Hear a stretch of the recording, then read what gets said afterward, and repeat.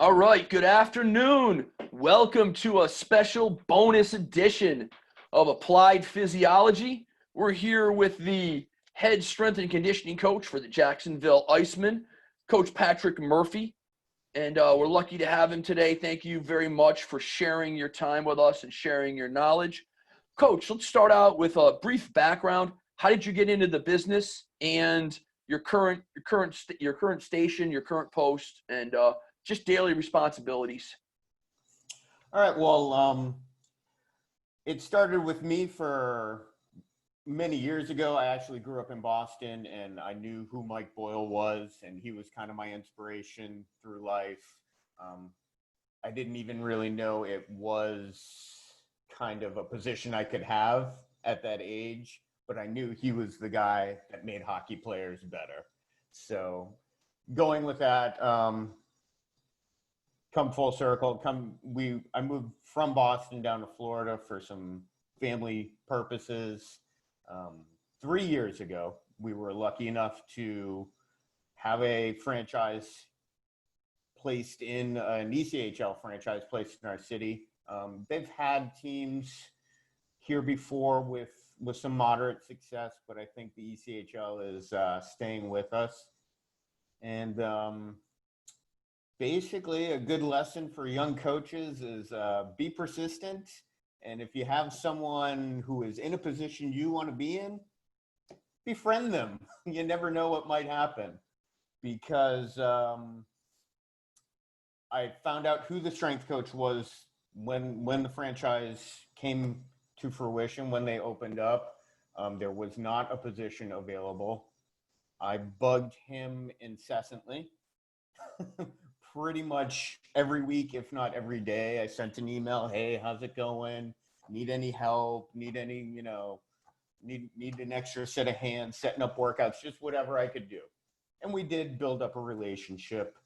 And just when he decided he needed to move on, I took over.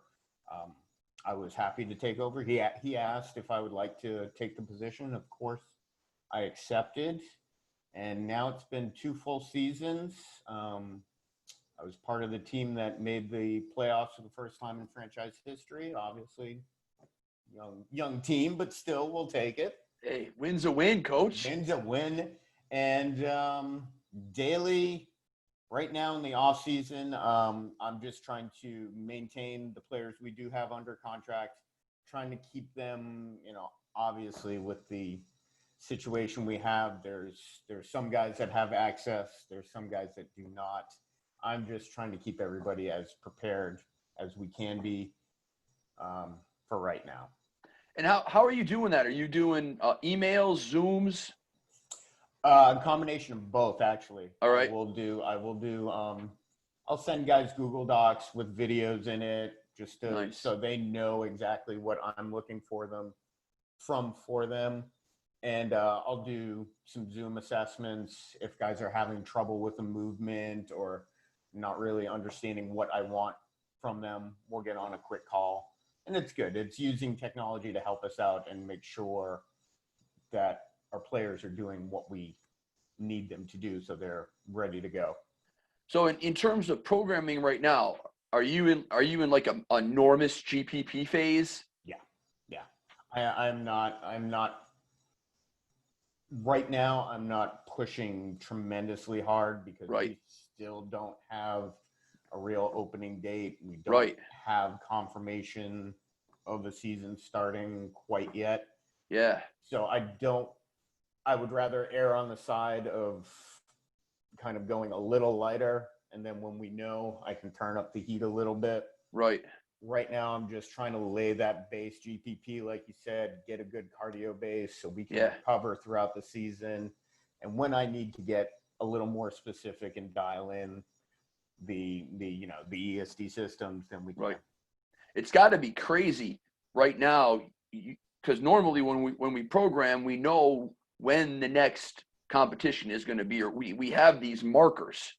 I remember when I was at the Cuse, and we would use the holidays as our natural markers. So July 4th we'd start GPP. That would run into Labor Day, and then Labor Day we begin some work for fall ball. That would go till Thanksgiving. And now we're just in this monster GPP phase. That's basically.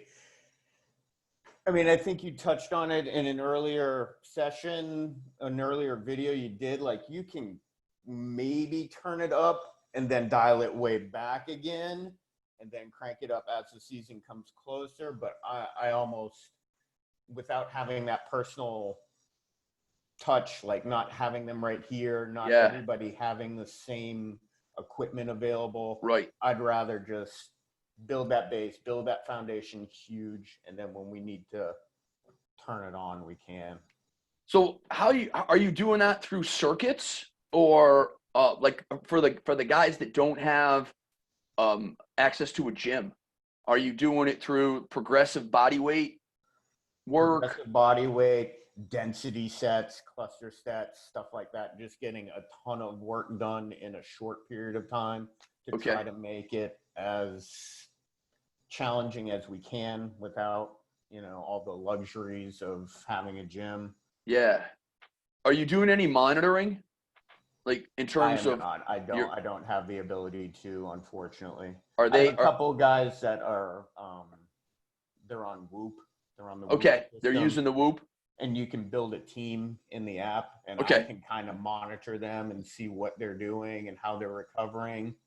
Do you see that? Do they share that data with you? Yeah. Okay. Yeah. All right. And so what do you look at that like in the morning, or how does that, so the guys that are on Whoop, do you let them progress through their day and then download it in the morning and look at it? Or I will. I'm just looking at it right now to kind of refresh.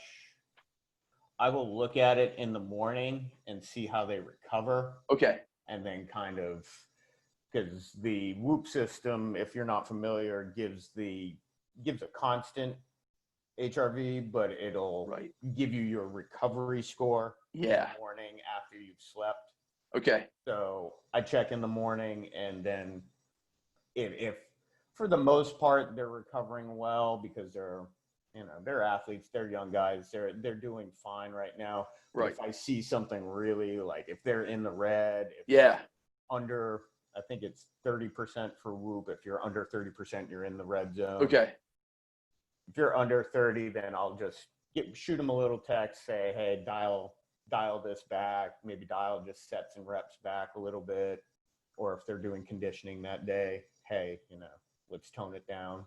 All right. And it goes, Whoop goes red, yellow, green. Yeah. Just like that's to keep it simple, right? Yeah. It's simple for us. So there's a reason we gravitated toward, I should say for me, I don't want to throw you under the bus, but there's a reason I gravitated toward strength and conditioning athlete monitoring, and it's red, yellow, green, because that's easy. If you're red, no go. If you're green, we're good. You're green, you go. If you're yellow, we'll see. Let's get you out there. Let's see how you feel. Warm you up a little bit. Maybe cut it in half. Yeah. Whatever it is. Yeah. But yeah, it's easy. You get some of these exercise phys guys that they have like 5 different training zones, and some of the zones are cut up into A, B, and C.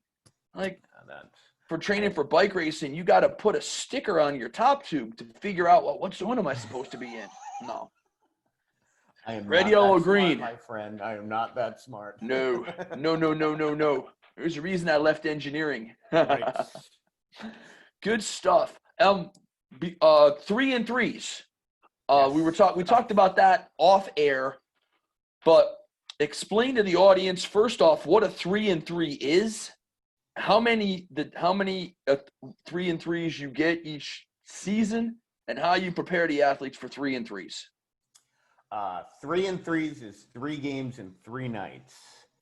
And typically for our schedule, the past couple of years, I can't for the life of me understand it, but it seems to be very back-ended. Okay. The month, the latter months, March, April. Mm-hmm. So obviously we didn't get all of them this year, but last year it was very much an issue. more quiet in October. Right. They'll back end them a lot. 3 games in 3 nights. Honestly, it's almost always 4 and 5 because it'll be Wednesday night, Friday night, Saturday night, Sunday day. Okay. Ooh. And those are just brutal. Right. And honestly, the best thing I can do for those situations is just try to make sure they're recovering as best as they possibly can. Right. Do some light mobility drills.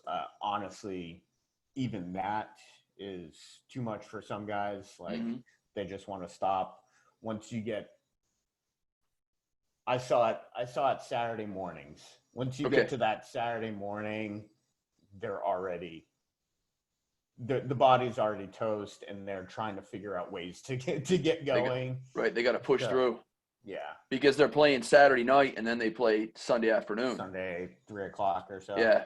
Yeah. And now, we're not even factoring in travel. Right. A lot of those games, especially for the coast. Right.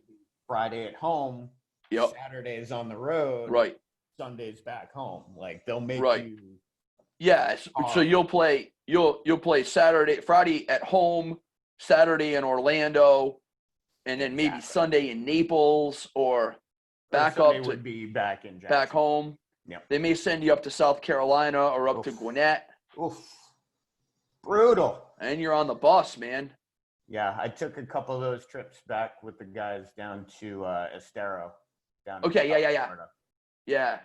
The Everblades. Everblades, right. I said Naples, but yeah, it's down there.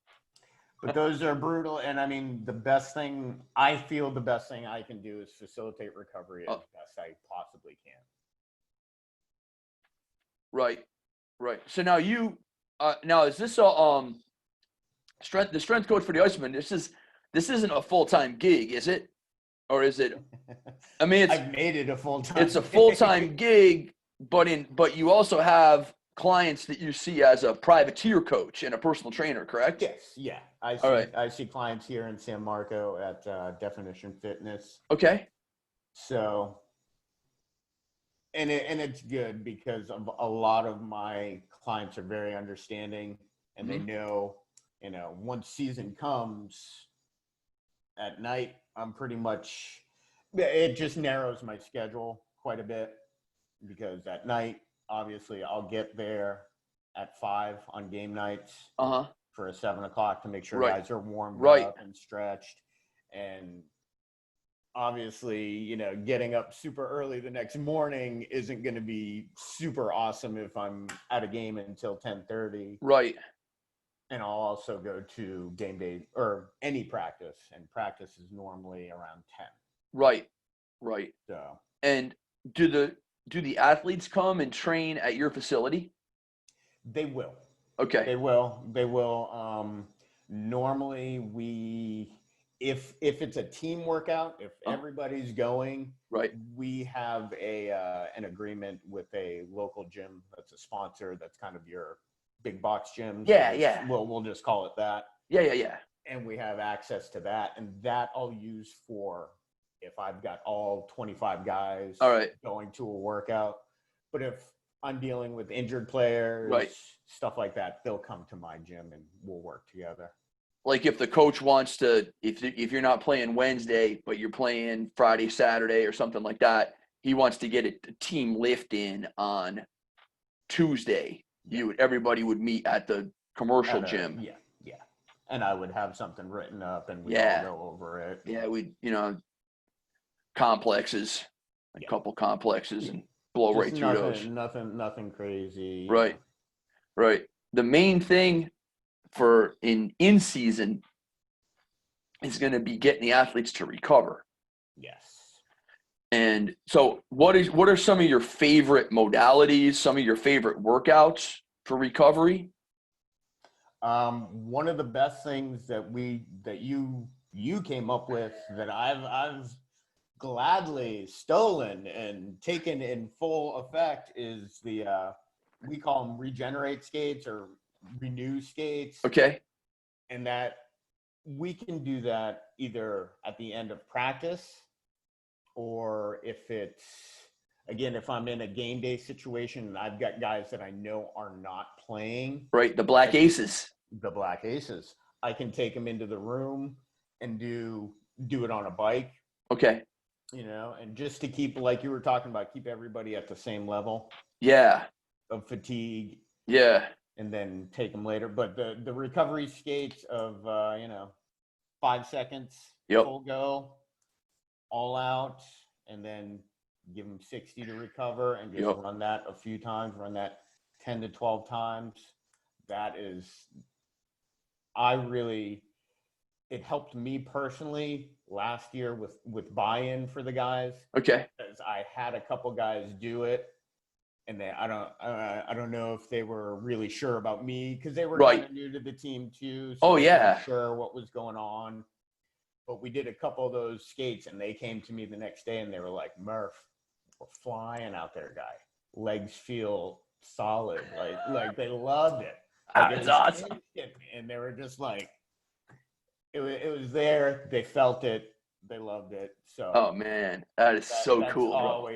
That's always a good feeling to have as a coach because it's like, okay, these guys are in now. That's what the coach you worked with him in Chicago.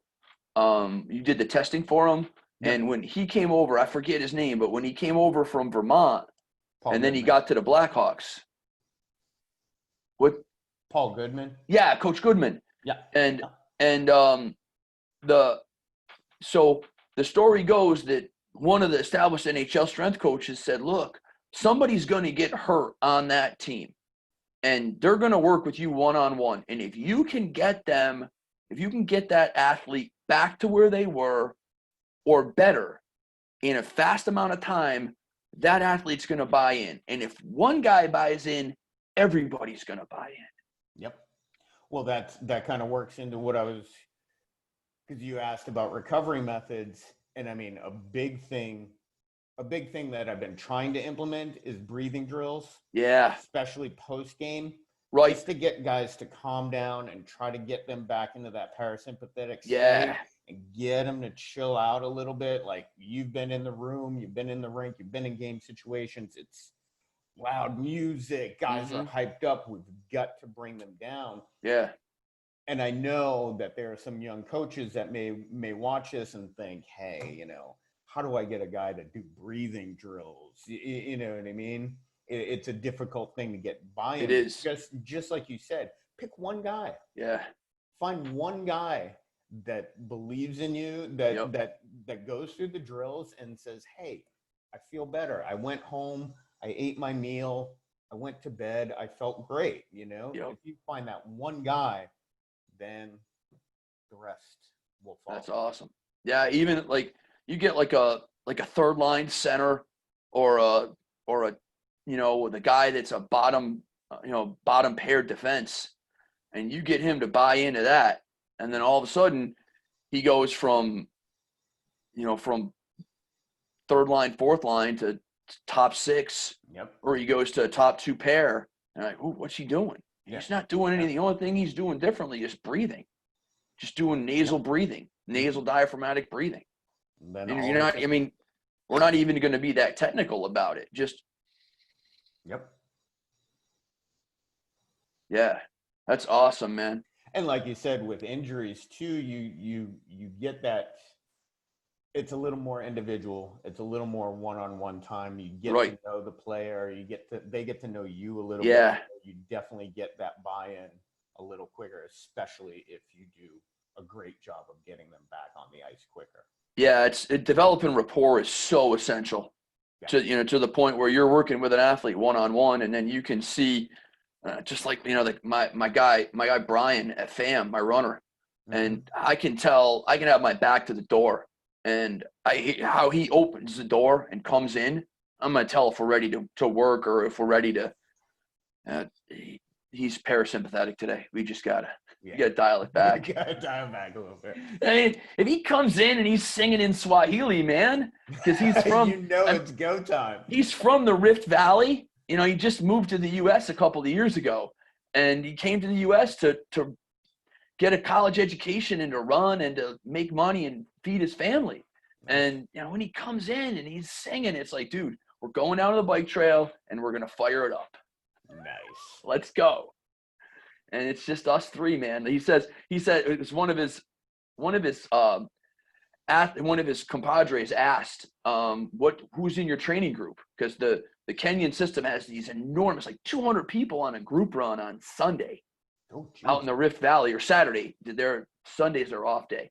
So they'll have 200 people in their group. And his friend asks him, sees his times, and he's like, man, you must have a huge group out there in Tallahassee. And he's like, no, it's the three of us. And his friend asks, well, who's the three? Well, it's me, my coach, and his bike. Because I pace him on my bike. Oh, of course. So it's the three of us. It's the three of us. We're a little bit out of order on our set list. We talked about recovery. I know. Real quick, one last thing on recovery before we swing to power development. Do you have bikes at the East Coast Hockey League and the four-letter league? Yep. So after a home game, you can do do you guys do flush rides? Yep, of course. 20 minutes? 20 minutes, 15, 20 minutes, depending on, the minutes the guys played that night. Right. Right. Just kind of gauging it by that. But yeah, what do you use to assess intensity on that? That's incredibly difficult because they're just standard spin bikes. Like, I don't get any type of display. I don't get any type of wattage or stuff like that. So this year we are, and it's funny because before all this happened, we had it in place. We have all the polar monitors in place. Nice. What ones are you using? What are they? The simple like M2s or just the simple bands. Oh, the H10s? Just whatever the chest strap is. Yeah. And then run that right through the phone? Yeah. H10. H10, download the app. Yep. Beautiful. We already have it on. We have laptops over there. Oh, okay. Nice. Yeah. Nice.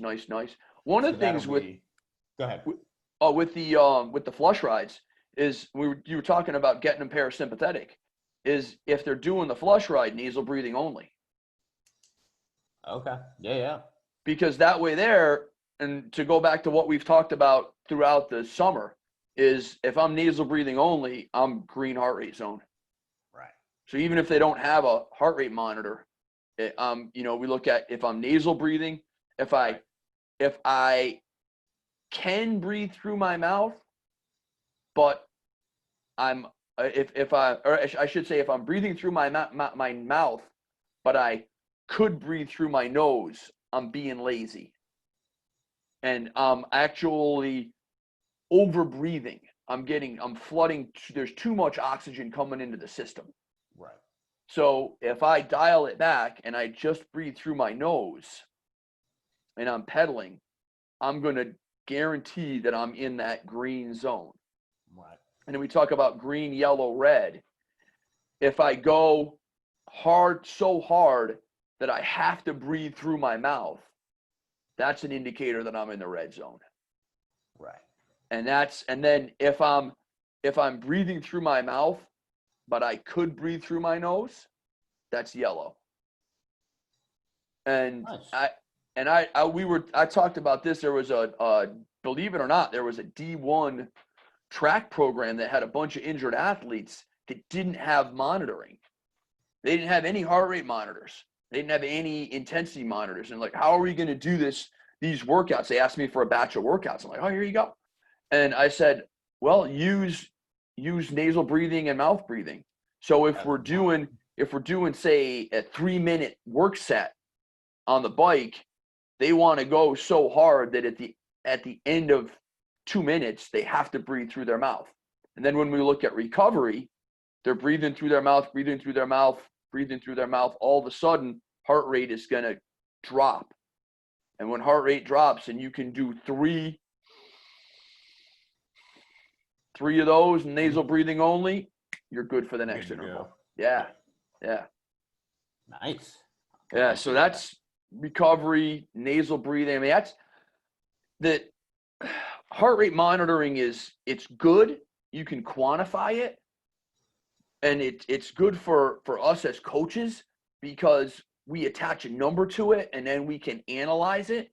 Yeah. But if we're just going organically, we just nose and mouth, and we can get really good data on that. Or not really data, but we can advance fitness. Right. By Because using there's also that degree in, using heart rate data that, maybe some guys just ride high, maybe Yeah. some guys ride a little lower. Right. If you're using, I like that term, the organic methods of just kind of monitoring, then like you said, if they're just breathing through their nose, Right. in that green. Yeah, somebody comes in and they're a little bit more sympathetic that day. Heart rate's going to skew a little bit higher, and you're waiting for heart rate to drop to 135, and it's not happening, but they're breathing through their nose. Let's go. Yeah. I like that a lot. You got all these little gems, Doc. I love it. All these little gems. Thanks, man. I appreciate it. You got to bring back the Tallahassee Tiger Sharks. Oh, geez.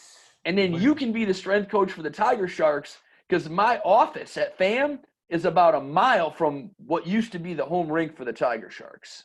Nice. And you could just come down to 208 and I'll be there in a couple minutes. It'd be phenomenal. That'd be fantastic. It'd be beyond phenomenal. It'd be so phenomenal that then, our respective spouses would be like, no more. I only allow you one day at the rink. Oh, geez. I'm way over that. I go over my limit on Mondays. I know. So let's talk about power development, Coach. That's one of your favorite topics. So let's talk about, in terms of power development, how you're using it now, and then how you would use it in a traditional season, because we got the Corona going on, traditional season, and then my guess is that you develop the power, GPP, SPP, and then you refresh it as the season goes along. We'll develop it, like you said, a little closer to the season. In season, I use it really sparingly. Okay. Just because of, like we discussed with the 3 and 3s, Yeah. and schedules and the travel. Really, I don't get many blocks of time that they can really recover from. If I remember correctly, last season, I had 2 instances where I had 1 game in 10 days. Oof. Other than that, we were Wednesday and Friday, or Wednesday and Saturday, something like that. Yeah. All year. So it makes it difficult. You can kind of tune up on a Monday. Right. Right. If we didn't have that Wednesday game, I feel comfortable with that. I feel comfortable with the Monday. But again, like you said, just trying to maintain it is a challenge. Yeah. There's a big similarity between AHL, ECHL, and the college game, where there's a lot of, like, because we got the Union College background here, so shout out Coach Bennett. But they go 2 and 2. Yeah. So it's really, really similar. It was interesting to see all of the American kids. We had 3 American kids who came from D1 programs, I believe, last year. I think it was 3. But I saw them all. They were fine for the first couple months, and then they just hit that wall. Yeah. Once you hit 30 games, what's the college season? Yeah, they go 30, I believe it's like 36. And then 35, Coach 36. Bennett always says the NCAA gives you 36, and then you got to earn the rest. Yes, sir. Love it. So with the power development, what are your I don't want the secret sauce here, but painting with a broad brush, some of your favorite power development tools, if you will. We look at strength and conditioning, it's a toolbox. Yep. Where you have your ESDs, you have your hypertrophies, your muscular endurance, your power, all that rock and roll, body weight exercises. I am a big fan of resisted rides. Okay. Or resistance power training. All right. So I would throw them on the bike, crank, if you're on a spin bike. Yep. And here I'm not worried so much about their heart rate. Right. I don't want to drive them up too much. Right. But I'm cranking that resistance. I'm looking for local musculature power. Yeah. So Yeah. Cranking that resistance all the way up. They are blowing it out as hard as they can for 10 seconds, 8 to 10 at max. And then we're backing off. We're cranking the resistance down. And we can repeat this because we are not driving the heart rate up so much. Right. So we're not getting incredibly fatigued. I mean, it's fatiguing, don't get me wrong, but it's not it's fatiguing again to the local musculature. Right. You're getting those fast twitches on the triple extension to fire. Glutes, you're getting your glutes, your hams to just, and your oppositional QL to just fire. And then make sure you're good for 8 to 10, and then we completely recover. What do you give them about? Is it you go like every minute on the minute, or like you go like 8 seconds and then just let it recover, and then back to the top of the minute, go again? Or I normally give them, if we're doing 8 to 10, I'll give them 50 to 52 seconds. Yeah. Top of the minute. Yep. That's normally good enough. If I've got scheduled out like a lot of reps for it, and I see they're having a hard time, or if I see, heart rate's getting up, lots of mouth breathing, like we're talking about, then I'll kind of make that rest period a little longer. I won't back off the power interval, the power sprint, but I'll just give them a little more recovery time. Nice. Yeah, that's a really good CNS activation. Yeah. Getting that central nervous system to fire. Mm-hmm. And then you could even do that, like if you're on if you're on a road trip, you could, and you didn't have 25 bikes, you could actually do that right in the arena. Just have them blast up the stairs. Yeah. And then walk down and do that for, warm them up, main set, 10 minutes of that. And then, I like that, man. I like that. What else? So you're doing we could call that the heavy bike, if you will. Yeah. And I like the bike too. It's really close to skating.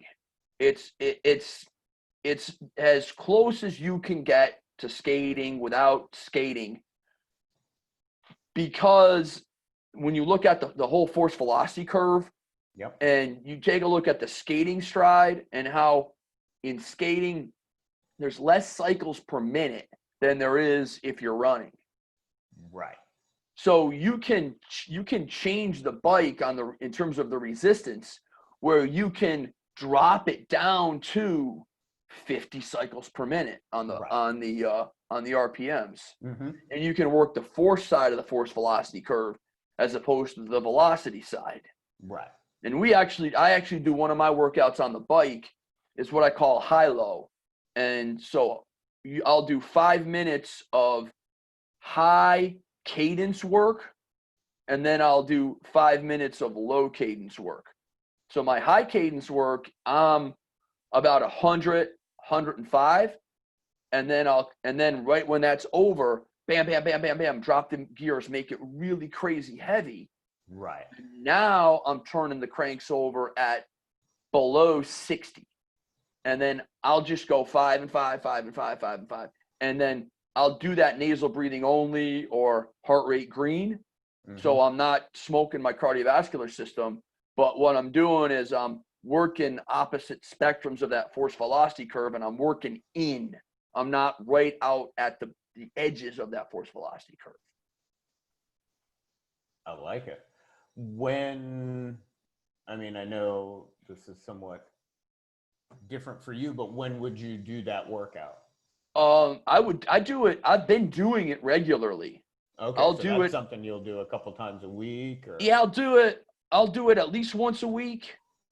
And then I'm going to do it. I'll do it like after I'll do a hard ride on Sunday. If I do a hard ride on Sunday, and when I say hard, it's like last week was 4.5 hours, 4,500 feet of climbing. And I'm still fatigued on my polar flow from that.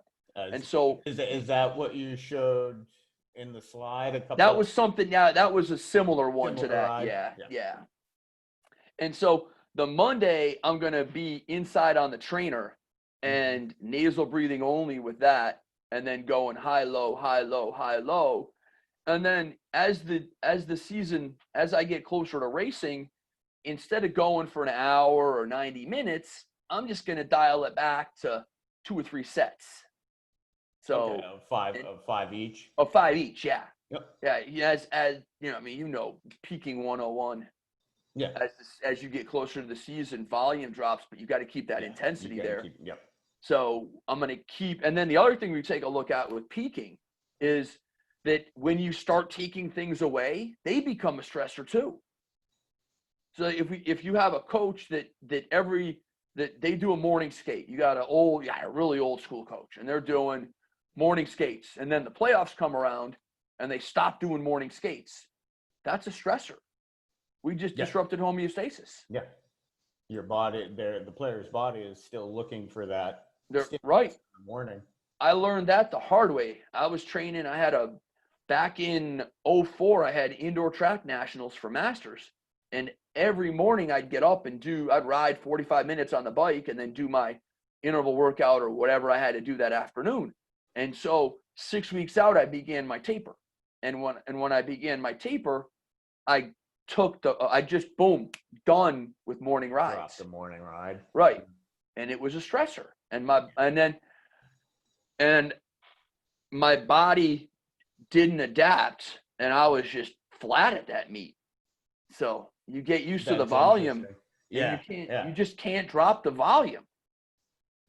You have to do it in a very calculated manner. Yeah. And that was 2004, and we didn't have the tech that we have now. Right. So if we had the things that we have now back then, we may not be having this conversation, man. I would like to think we would. I would too, but I don't know, you may have made that goal. We take a look at us as strength coaches and practitioners, right? Right. We got into it because we didn't reach the pinnacle. Right. It's true. I didn't make my ultimate lifetime athletic goal. And so now I love it. I love what it's done for me. So I love everything about it. And so now, and the other thing is that I've taken what sport has taught me, and I've gone and I'm doing the best I can to be great at other things. I'm still racing like a madman, and I want to crush masters racing goals. But I know that my days of aspiring to be a pro are gone. So, but now I can help guys that want to be pro and see how far they can go. And then the other thing is that if they don't make it, I can now take them, I can empathize with them and say, hey, bro, look, take what you learned in this and go be great at something else. Yeah. I talk about him all the time. He's one of my favorite people in the world, Coach Bennett. He voluntarily dropped down to the 4-letter league to become a coach. He got 17 games in with the Rangers. And then he's like, it's been a great run. And then he played 5 years in the ECHL learning how to be a coach. He was a player coach. Yeah. So Wasn't he here too? He was there. Yeah, he was Yeah. in Jacksonville. Yeah. And he talks about his time up in what were they? I don't know, the PD River Gamblers, or I don't know. They were up in South Carolina. They've been Right. they've been replaced by the Stingrays. Oh, this thing. Yeah. But just to hit on that point that you were making, just one thing where I think our role now is to share our lessons with the younger athletes, with any of our athletes, Yeah. with younger or older, but just share our lessons in the hopes that they learn from them and they can progress further than I can. Right. It's almost Right. like a parent's Yeah. relationship. Yeah. I want to Exactly. see my son, I want to see my daughter do better than I can or I Yeah. have, so I hope they learn from these lessons and Yeah. grow. Yeah, it's like that. It's like the sine curve. I'm a big sine curve guy. Yep. So we've gone through all of the peaks and valleys of a sine curve. Yep. And so now it's our job, our responsibility as coaches is to say, look, we're here when you're here at this peak. Don't do X, Y, and Z. Because if you do X, Y, and Z, you're going to go all the way down, and then you got to do 1, 2, and 3 to come back up.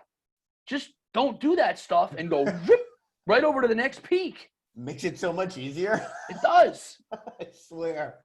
It's like, this is what I did when I was, I'm working with Brian, right? So Brian's like 22. And okay, Brian, when I was 22, this is what I did. Don't do it. Yeah, exactly. I mean, it's, and we think you may be thinking about like broad life stuff, but it's even like, and I'm sure you have players that all of a sudden they're on a tear. They go on a tear. They're scoring hat tricks, or they're defending, or they're getting shutouts, and all of a sudden they want to do more work. And they want, okay, if I scored 4 goals in 5 nights. I got bumped up to top 6. Now, coach, double my workload. And it's like, no, don't double. I'm not going to double your workload. Right. I'm going to keep your workload the same as it is now, because if I double your workload, you're going to be tired for the games. And I look at that for me with my races. I would go and win a big race. And then the next week, I would, instead of running 10 miles, I'd run 15 on a Sunday. Now I'm tired going into my workouts. Yeah. You see success and think that you have to add more to it, or you have to keep building, building on it, but just do more. Just stick with what you're doing. It obviously worked. Go with what got you there. Exactly. Go with what got you there. Exactly. Yeah, we got off on a tangent here, but power development. So you've got heavy bike going on, Heavy and bike. then lifts. What are you doing? What lifts do you like for power development? Do you like the Olympics? Are you an Olympic Well, lifter? it's also, I mean, I'll be perfectly honest, it's a product of what I have available. Right. To be perfectly honest. Heavy kettlebell swings. Yeah. Heavy kettlebell swings we have a ton of good kettlebells. Nice. We have a bunch of dumbbells, a bunch of kettlebells, but that's the go-to, especially with those guys, especially with hockey players. Yep. Build those hips, build those glutes, get them to snap through. Yep. That I haven't found anything that's stupid proof. Just to be real. Yeah, man. I'm not gonna. I just think the return on the time invested in taking a room of 24 kids and trying to get them to do an Olympic lift properly. Yeah. I don't think the time return there. Yep. Exactly. Is worth the effort. I could have them already working. They're done. You teach them a kettlebell swing. You get a guy in August, September. You comes into your program, never swung a kettlebell before, and you can refine that over 2 or 3 sessions. Oh yeah. And now, boom, he's ready to go. And you can just say, all right, there you go, kettlebell. You got 5x5 of X Yeah. and go do it. Pop. Go. Yeah. Yeah. Yeah. If it takes more than 1 or 2 workouts for me to get a guy swinging Yep. effectively, then I need to work on my coaching. Yeah. Yeah. No. Yeah. Or it's just too complicated. Yeah. I'm not a big Olympic lift guy either. Yeah. Have you ever done rips and rip to presses? Mm-mm. They're with dumbbells. Okay. I'll send them over to you, and then when I get to Jack's, I'll show them to you. Perfect. We did them with the Cuse with the lacrosse guys Okay. because it's a hang clean, and then a hang clean to a press. Okay. But you're using dumbbells, so they're real easy to teach. If you have a gym like mine where I don't have kettlebells, we do rips and rip to presses. There you go. Rip to press, thruster, bam. Yeah. Thrusters all day. Yeah. Ground to overhead. I do. I have been incorporating on the power side. Again, sparingly, it's what we have available, but med ball work, lots of med upper ball body. work. Yeah. Well, yeah, upper body work, but lots of drills from the half kneeling position. Yeah. Especially for them for skating. Yeah. To be able to brace on those hips and turn. Right. Effectively. Right. So. Like an anti-rotational almost. Mm-hmm. And then do you do like lateral med ball slam for the shot velocity? So you're standing with your shooting with your if the stick's here, this arm facing the wall and then doing a throw. Yep. I will be completely honest. I stole this drill from someone who shall be nameless. It's all right. Might be in the big show, but it's a partner drill. Okay. Essentially, you're doing a lateral shuffle and doing your lateral slam for a Nice. shot, but you're just catching. You have a partner against the wall. Yep. And he's just giving you like a one-timer. Yeah. They're one-timers. Yeah. It teaches the player to really step in, brace, catch, and fire. Beautiful. And it's, first of all, it gets them all dead. So it's wonderful. They get all fired up too because, hey, we're going to work on one-timers today. They love it. Yeah. That's all they want. I mean, that's really all they want to do.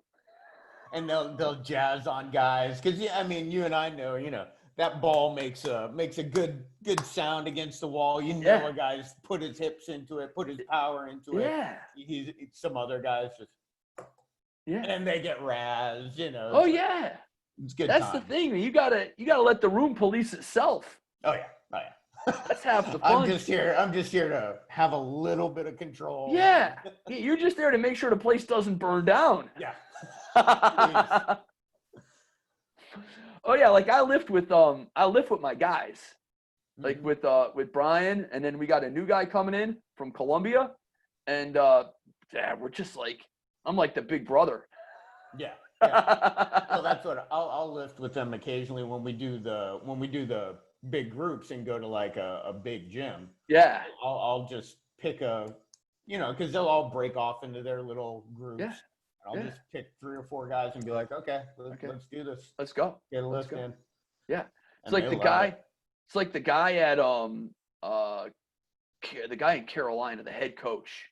Blanking on his name. Brindamore, right? Rod the Bot. Beast. Dude, he's a beast. He takes the conditioning test with his athletes, and he beats them. That's awesome. That's fantastic. Yeah. I gotta set up some testing and I'll come out. I'll help you with the testing, man. I definitely will when you test. Yeah. Just give me a shout. We'll work it out. We definitely will. You do any box jumps for your plyo work? No? Really? I'll do standing jumps and I'll do long jumps. Right. But we don't do any box work. You don't even go like up and then step down? No. Interesting. I'll do explosive, just squat jumps or whatever All right. you want to call them. Like a frog jump or something? Frog jump, and I'll do long jumps, like consecutive. All right. But You go single leg? Yep, we'll do bounds. Okay. Again, it's kind of dependent on where we are. If we're at the main rink, right. I don't really. It's kind of hard to describe. If we're at our main rink, yeah, the Jacksonville Coliseum, or it's over by where the Jags play, and the Suns. Mm-hmm. Mm-hmm. Yeah, I was there. I went to Trans-Siberian Orchestra with Rachel there, my wife. Nice, awesome. We had a blast. Yeah, it's a great arena. It's a nice rink, yeah. So I know the rink.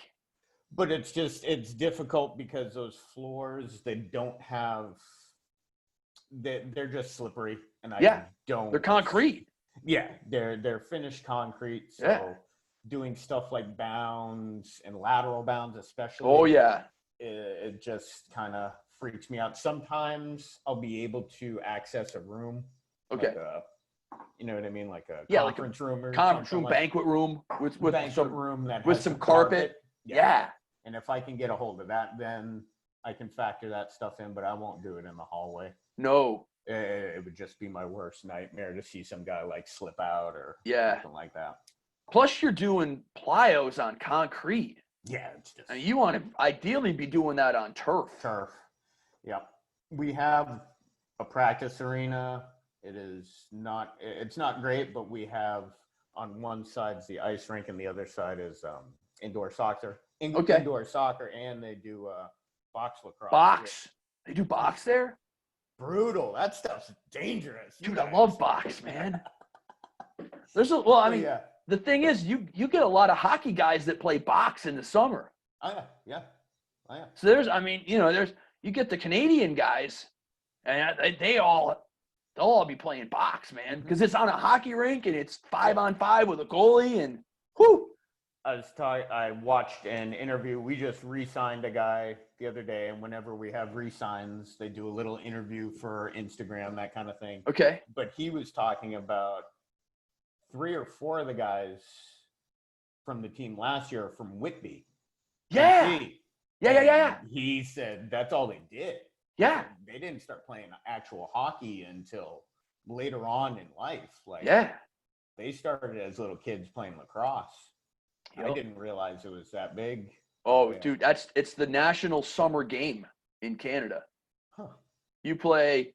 There's great crossover. There is. Yeah, I could do an hour on box. Nice. Episode 2, box. Episode 2 of the bonus edition with Coach Murphy. All right, man. I mean, we are way over. It's 2:13. I know you got to go make some scoots, bro. Yeah, we got to go make some money. All right, my man. This is too fun. We got to do this more often. We do. We got to do it live, man. Oh yeah.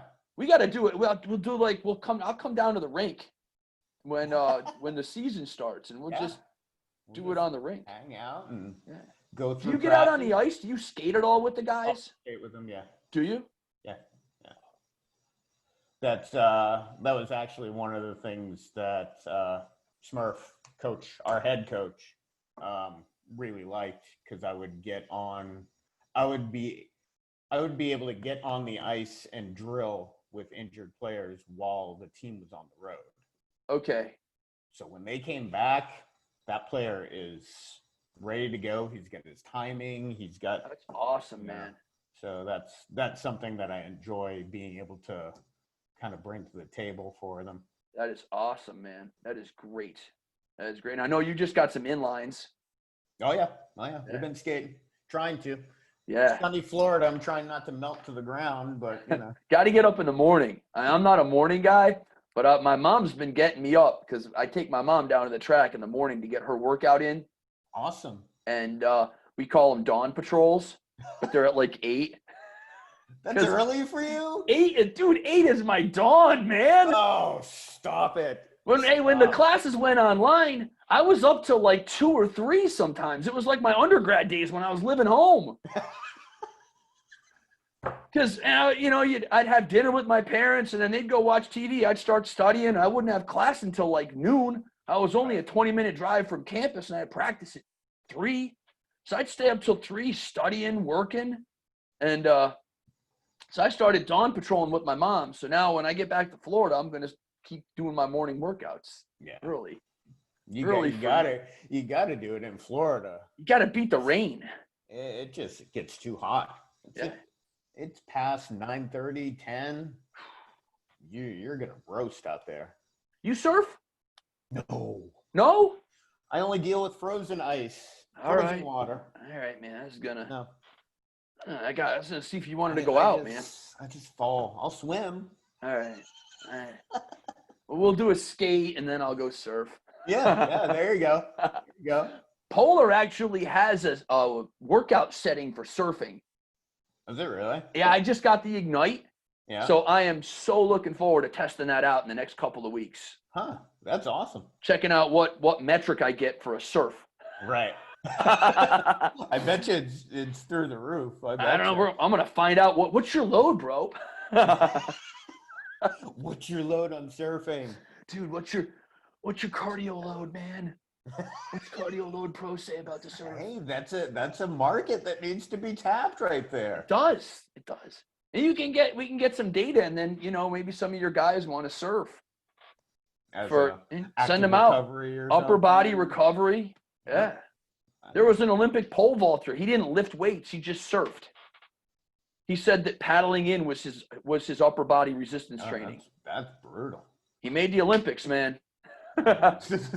Worked. Clearly it worked. Individual response. All right, Coach, I guess we got to end, man. Yeah, unfortunately. Got to make some biscuit money here. Make some dollars, bro. All right, my man. Thank you very much. This was a great time. This was a blast. I'd love to do it again. We will. You're ready. We will. And I'll see you Friday for the last one. Yes, sir. All right, bro. Have a good rest of the week. Yes. And keep on keeping on. Have a good one. You too, bro.